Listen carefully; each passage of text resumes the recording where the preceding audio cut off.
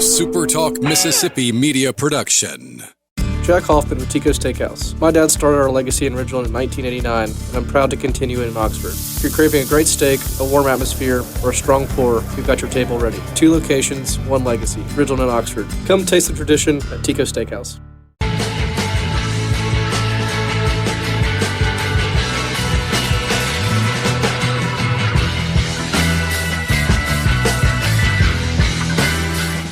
What's up, everybody? Glad to see you on Sunday night. Just one more weekend. It's all you have to endure. Just one more weekend without baseball. And then it's full steam ahead on the diamond and spring practice. Also, hopefully we get an actual spring practice in a spring game for content purposes mostly. But Hey Dad and I talked about on the radio show that we think that you, the fans, deserve the spring practice, the spring game, a chance to engage with your team. Now that there's no spring portal window, there's no fear of your players getting poached because of what that looks like. So hopefully a pretty normal spring so we can talk about football in March and April and maybe early May, I suppose. But yeah, one more week without baseball. We will obviously do a lot of baseball right here on this podcast. The Winter Olympics coming up.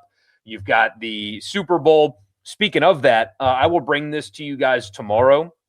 And speaking of the aforementioned Brian Haydad, he and I on Friday got to visit with former Ole Miss offensive lineman and current Patriot Ben Brown. Joined us to talk about the Super Bowl because he's going to play in the Super Bowl. He was awesome. Our text line, even State fans were like, what a great interview. What a great dude. And I'm excited to bring that to you guys. I will put that on this feed for you. It'll go live tomorrow night. So Monday night is when I will give that to you. So be on the lookout for that. So a lot of sports going on, but in the Ole Miss sports land, you had a basketball game.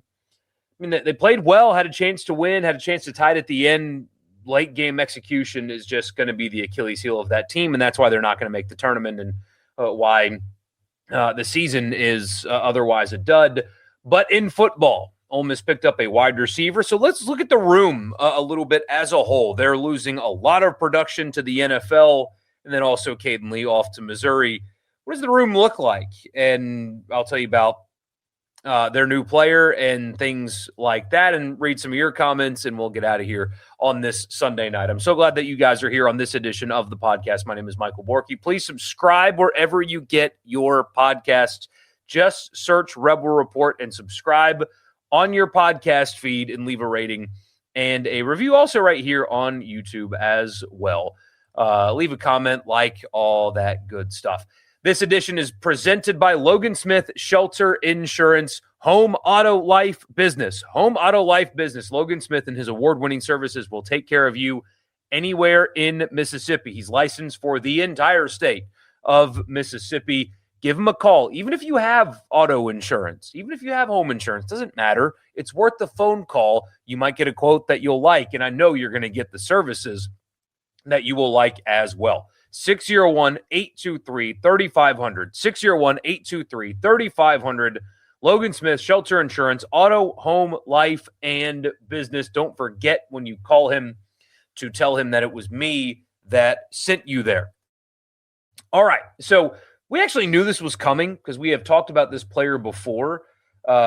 He was committed to Missouri, and then I don't know what happened there, but Missouri let him out of that agreement to go to Missouri for whatever reason.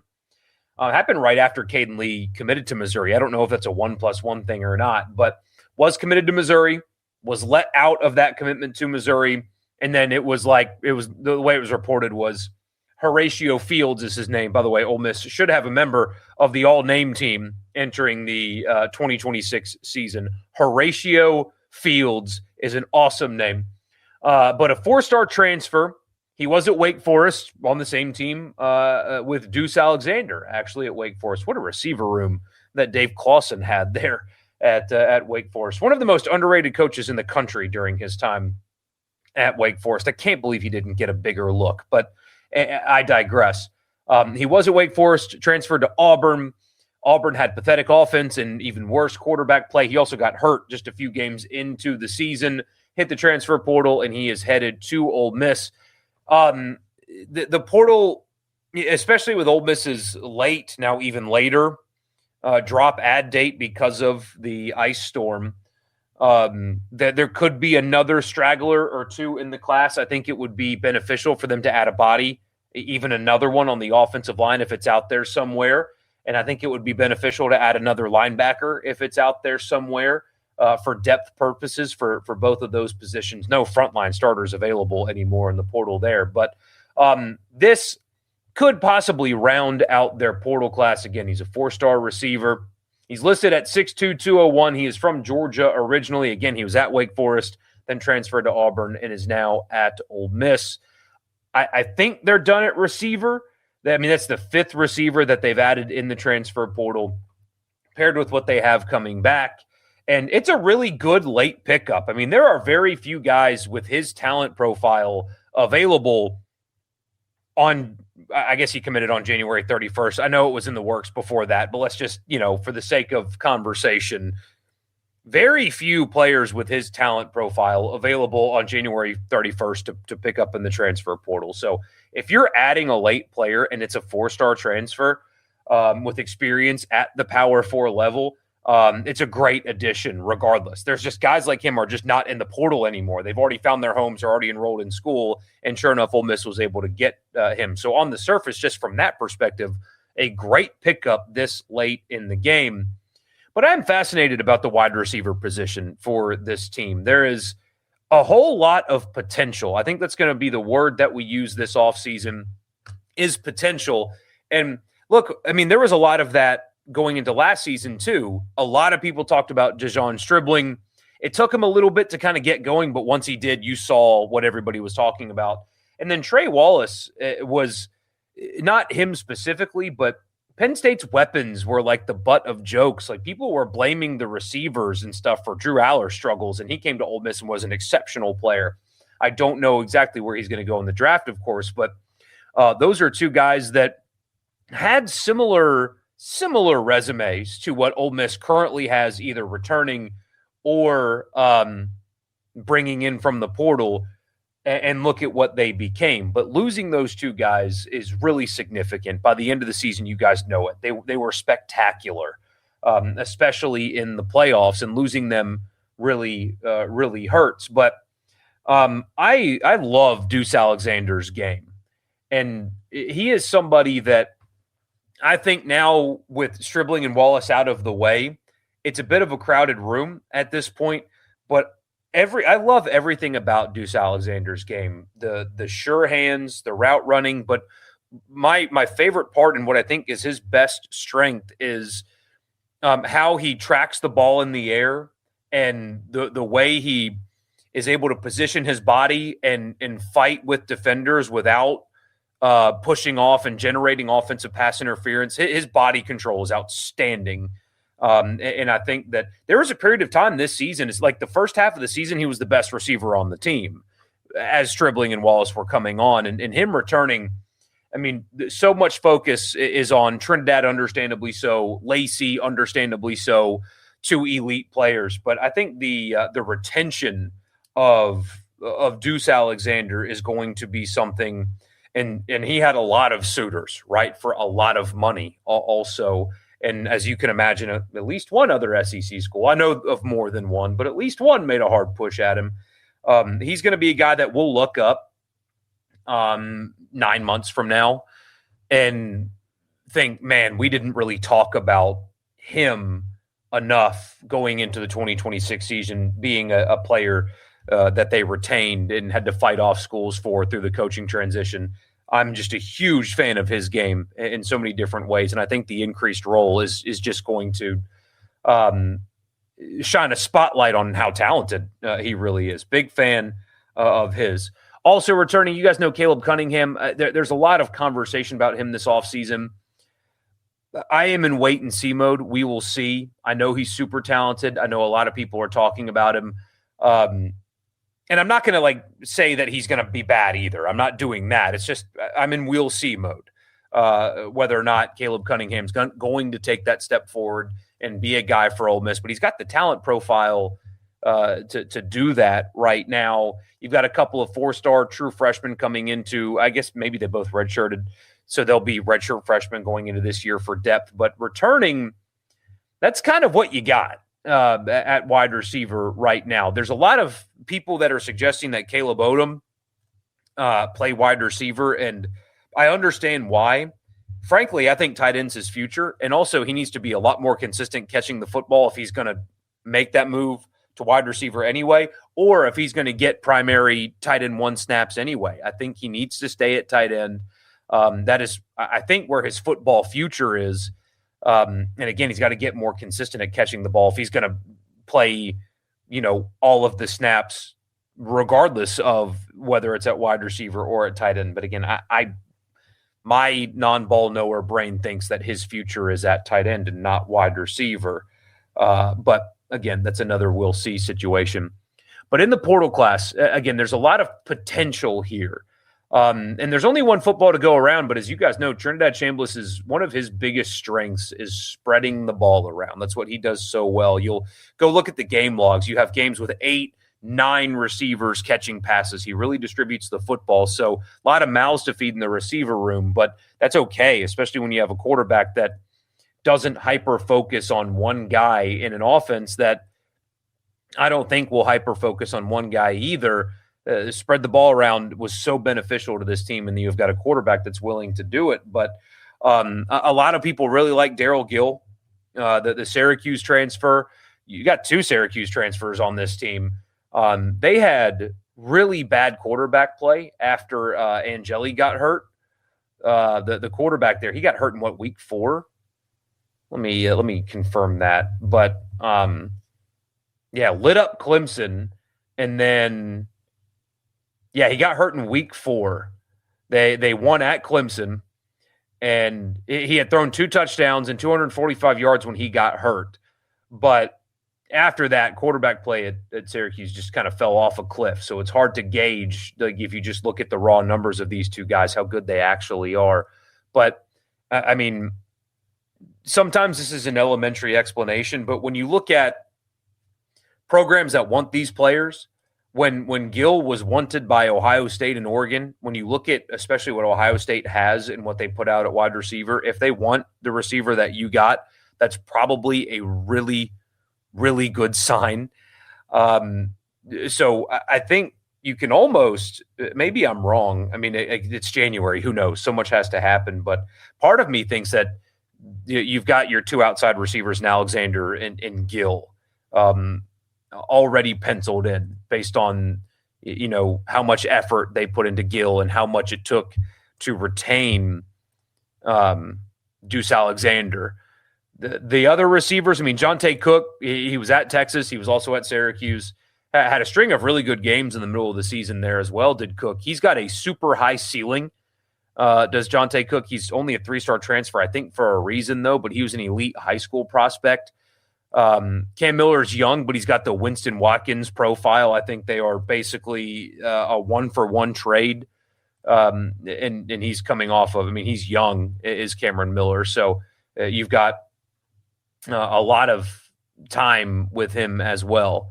But he's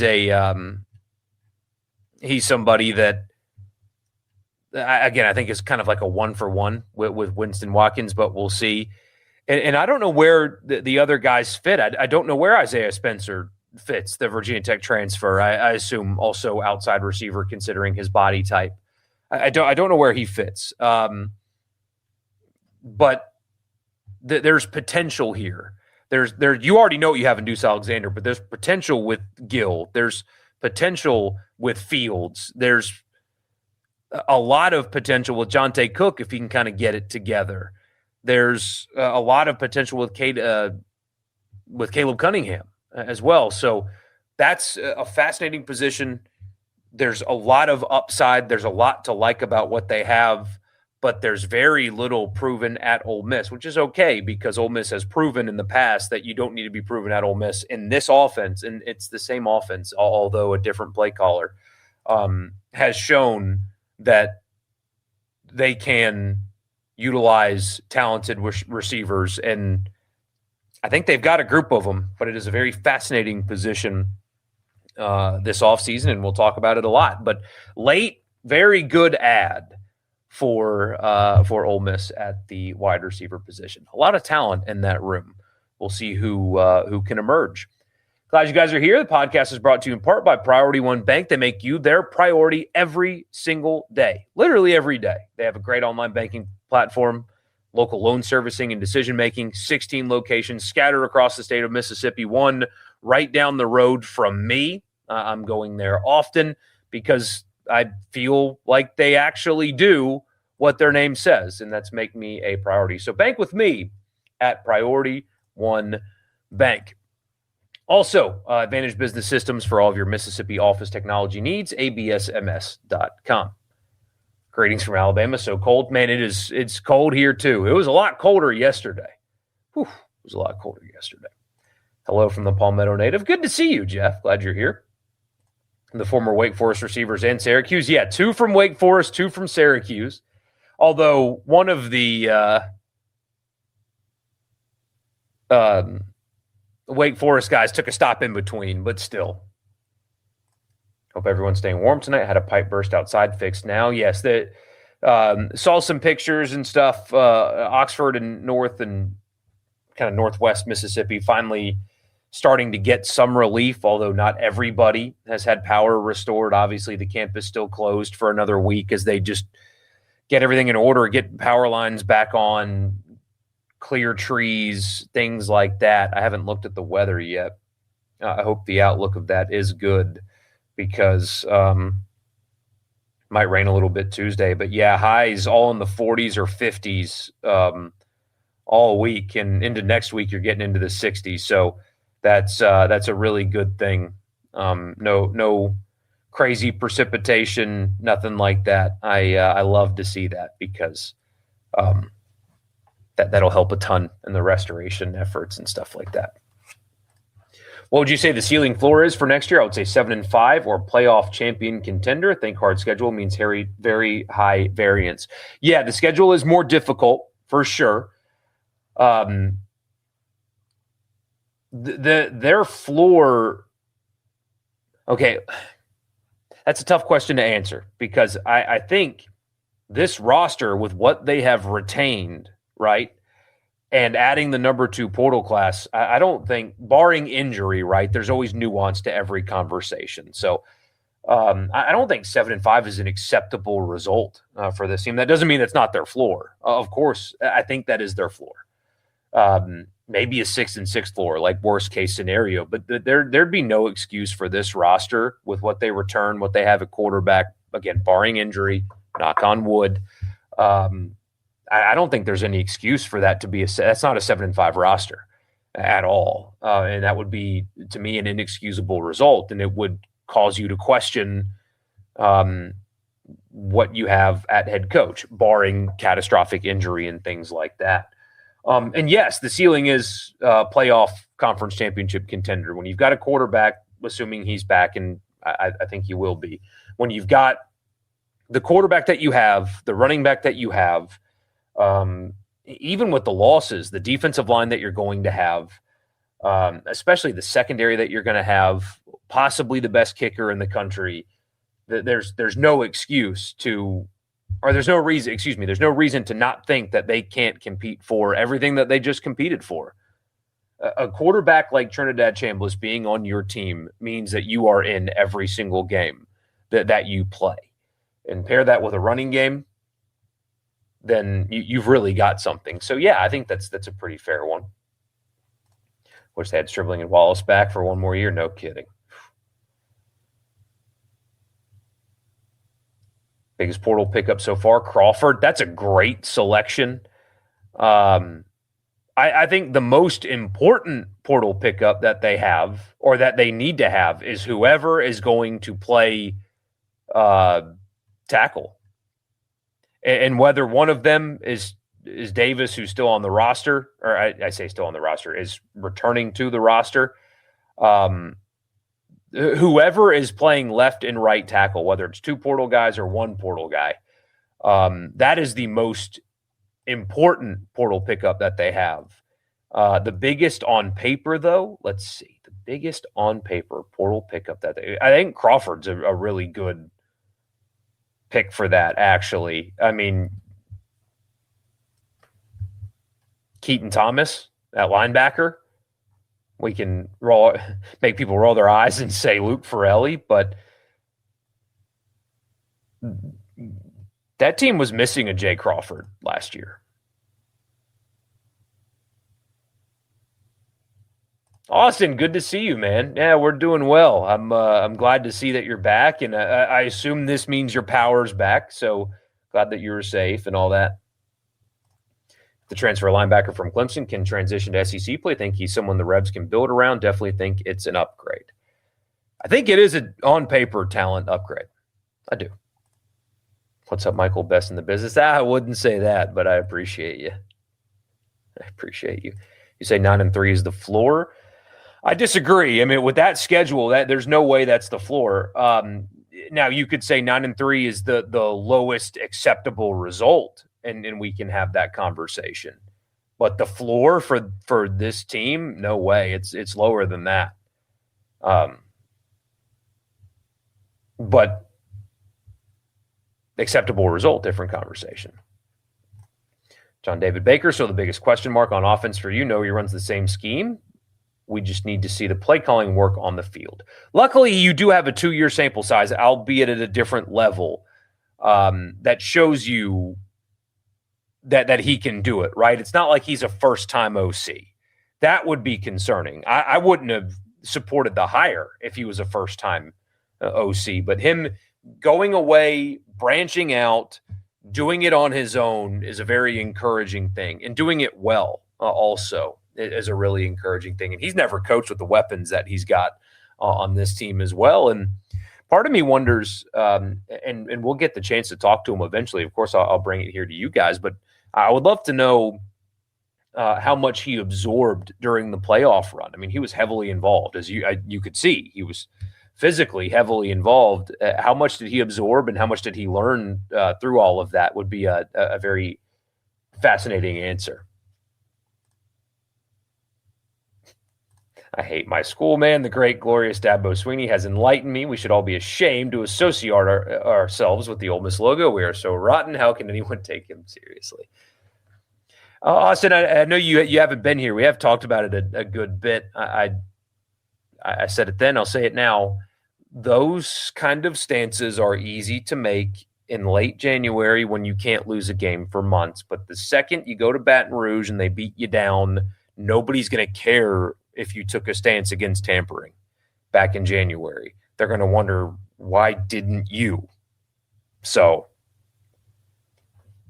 Hayden. All right, I'll give a shout out to Hayden. That's my niece's name as well. Great name. Good to see you, Hayden. Glad you're here. 7-5 is no way acceptable, but at least 5 of those games are going to be dogfights against really good teams. And, I mean, again, as we've talked about before, the SEC just absolutely made a really bad decision with going to 9 conference games before they got the expanded playoff. I mean, Greg Sankey just got shoved in a locker when it comes to that. But, I mean, Louisville's not going to be a cakewalk in Nashville, guys. They're not. It's a Jeff Brom coach team, and they were pretty darn good this year. I mean, not like world beaters, but that's not going to be just a game that you go up there and it's like your FCS game. He's a good coach, and he's running a pretty darn good program right now. I mean, they've won 28 games in 3 years. That's going to be a difficult game to open the season.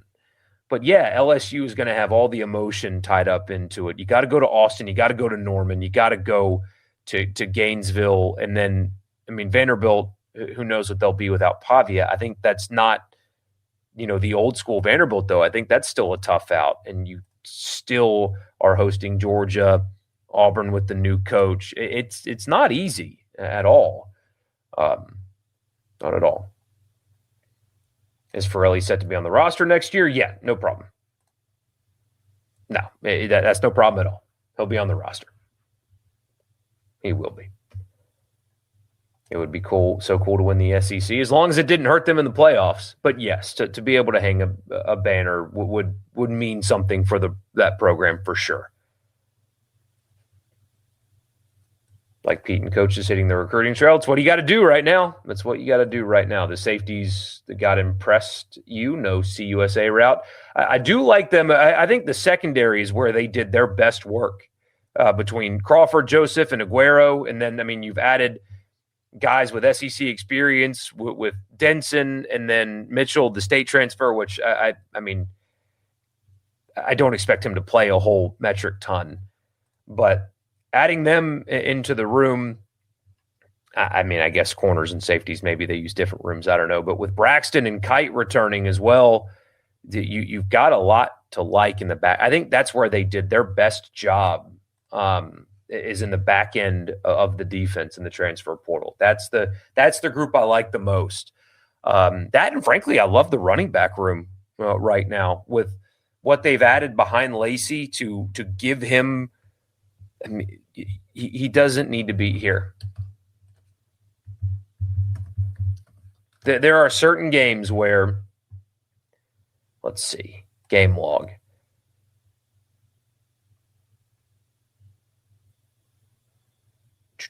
Yeah, he had 24. I know the game was close, but there are games where like 18 carries against Tulane didn't need to happen. Right. Every carry that he got in the Citadel game was basically unnecessary.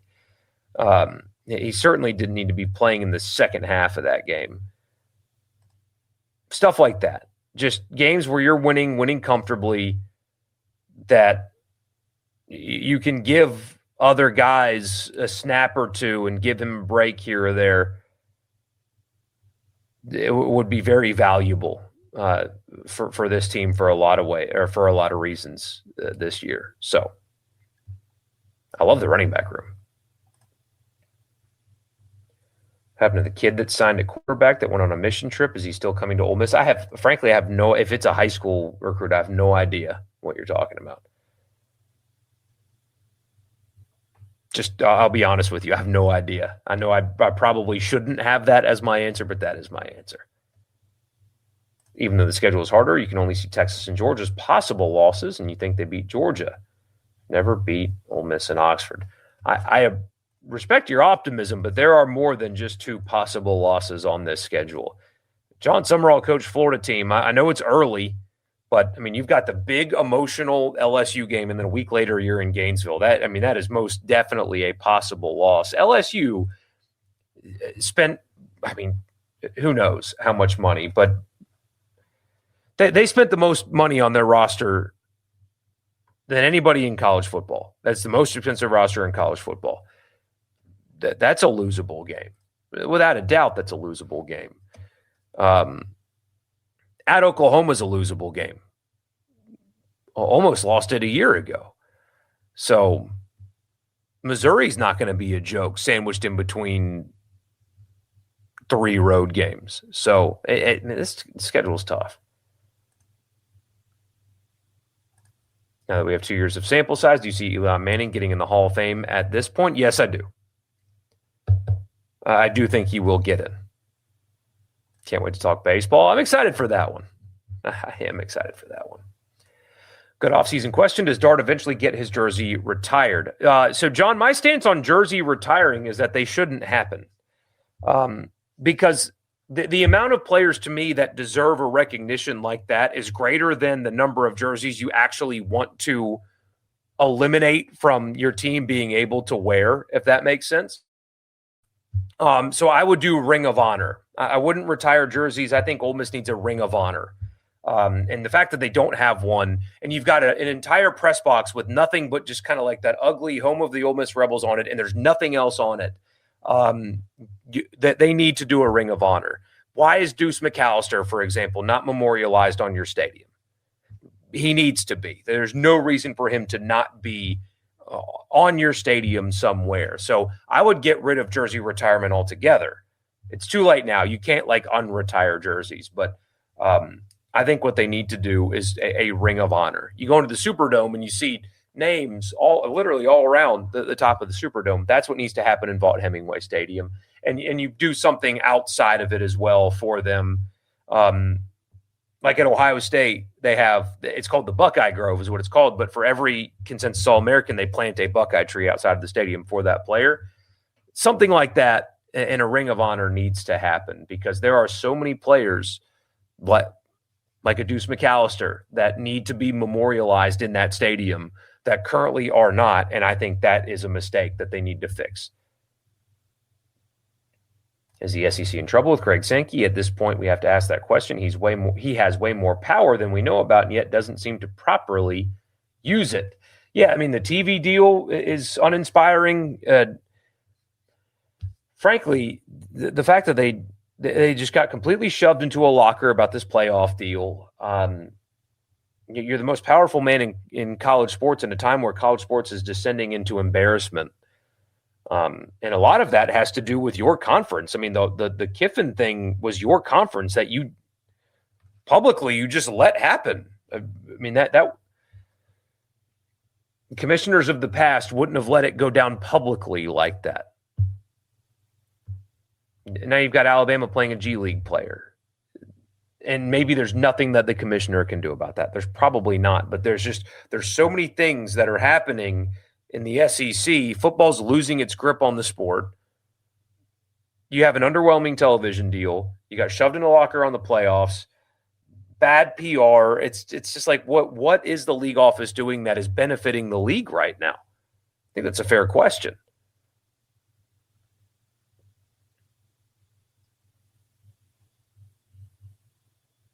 So much of the season is dependent on September 19th. No kidding.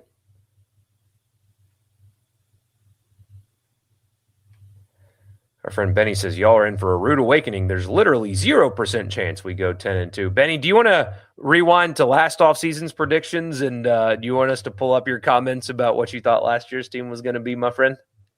Who gets 38? You say Perkins obviously getting 38. Give it to Luke Farrelly.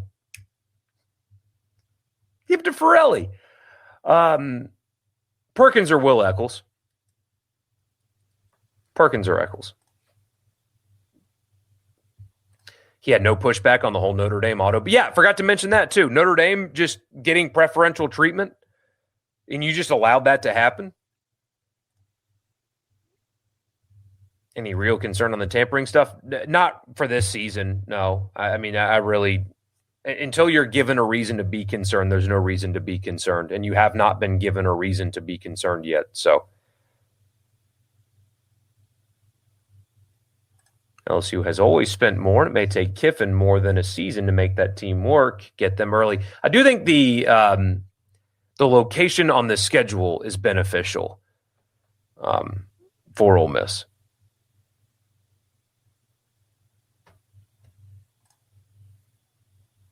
Why, in your opinion, do so many fans get pessimistic? Like, yeah, our schedule is tougher, but man, we just saw 3/4 of this team finish third in America. They can contend. Well, of course. And part of that is just online behavior. Ask like your favorite Ole Miss fan friend what he thinks, and the internet skews negative about everything. I think that there's a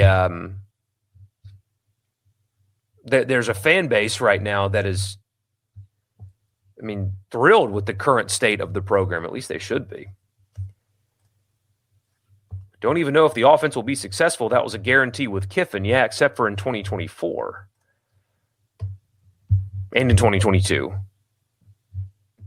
but especially in 2024. Offense cost them those 3 games. Exclusively offense cost them those 3 games. It was not a guarantee that you'd had you had great offense at times, and you had great offense against bad teams. This year it was beautiful. I mean, it's the contrast between what they did offensively in 23 and 24 is staggering, really, because they called beautiful offense in 24. And you say offense was still top in the country. Yeah, because they beat up on bad teams. Let's not do revisionist history on 2024. That was a failure, and it was a failure on the offensive side of the football. I don't care what the numbers say. because they stat padded against bad teams. You had the number one offense in the fourth quarter of blowout games, padding stats. That absolutely happened without a doubt, and it was obvious. And so when you look at their offensive stats in 2024, it looks like they were awesome until you actually look at their 3 losses, and they scored 1 second-half touchdown combined in their 3 losses. It was offense that failed them.